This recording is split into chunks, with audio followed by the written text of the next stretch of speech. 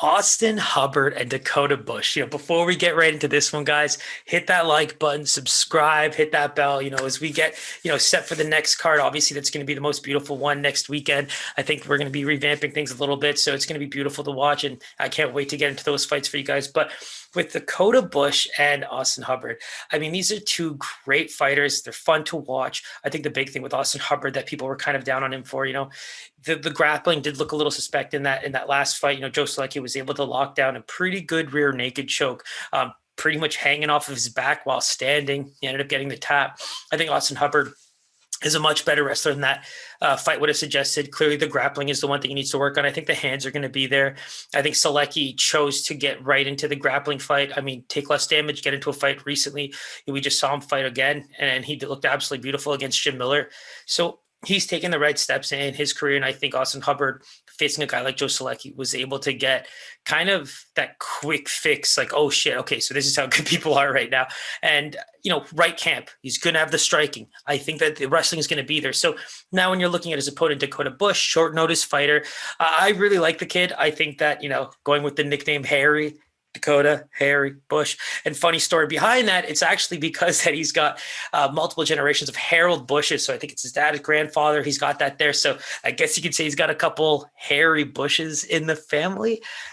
But in any case, I mean, beautiful nickname. I think that the striking is going to be there. The LFA 98 fight was the one that really caught my eye against Austin Clem. So he was actually a short notice fighter and ended up having to drop 31 pounds to take that fight. And he actually dropped the 31 pounds to make weight, but turns out Austin Clem misses weight. So imagine if you're the fighter that just dropped 30 plus pounds to make a fight. Now your opponent actually, who was supposed to be fighting anyways, didn't even make that weight. So you can assume that our boy Dakota went in there and absolutely took advantage of the fact that he probably had all the adrenaline in the world to finish that fight, get out of there, and make the most of his opportunity. And so he did.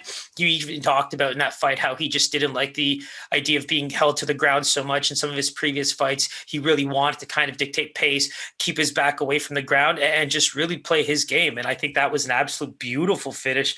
It pretty much earned him a shot in the UFC, in my opinion here. And, that was just in January. So when you think about it, he's pretty much been going hard in camp, obviously looking for the next fight that's coming his way.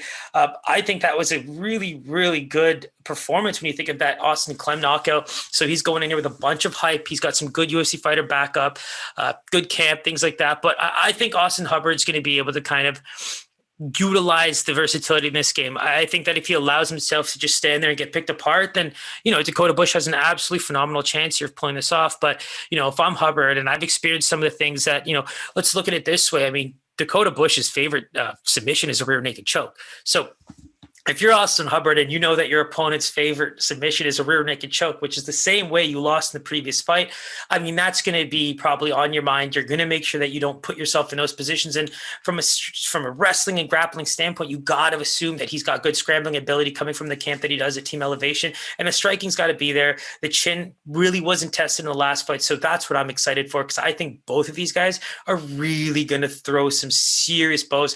When you think about it, the fact that they both don't really like to go to the ground so much tells me that this is going to be a striking battle, and they're both going to be looking for some bonuses. So keep your eyes on that one. It's going to be absolutely fantastic. That's only the second fight of the night. So just keep it locked, because it's going to be a beautiful evening.